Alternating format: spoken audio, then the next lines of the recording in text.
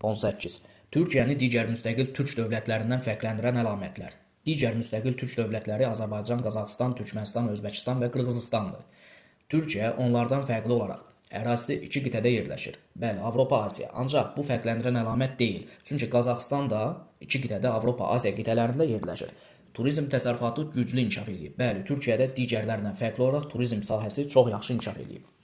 Bütünlüklə geosinklan qurşaqda yerləşir. Nəzərə alaq ki, ölkəmizin ərazisi də Alp-Himalay geosinklan qurşağında yerləşir. Ona görə fərqləndirən əlamət olmaz.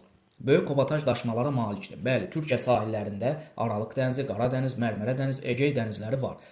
Türkiyəyə məxsus müxtəlif dəniz limanları arasında olan daşımalara da əlbəttə böyük kabotaj deyilir. Digərlərindən fərqli olaraq bu sahə Türkiyə üçün xarakterikdir. Çayları həm dünya okeanına, həm də daxili axarsız hövzəyə aiddir. Bəli, Türkiyə çayları həm Xəzər hövzəsinə, həm də dünya okeanına aiddir. Amma digər türk respublikalarından fərqləndirən əlamət deyil. Niyə? Çünki Qazaxıstanın da çayları həm dünya okeanına, həm də daxili axarsız Xəzər və Aral hövzələrinə aiddir. Dünya okeanına birbaşa çıxışı var. Bəli, Türkiyənin digər türk dövlətlərindən fərqli olaraq dünya okeanına birbaşa çıxışı var. 2, 4, 6 B bəndi.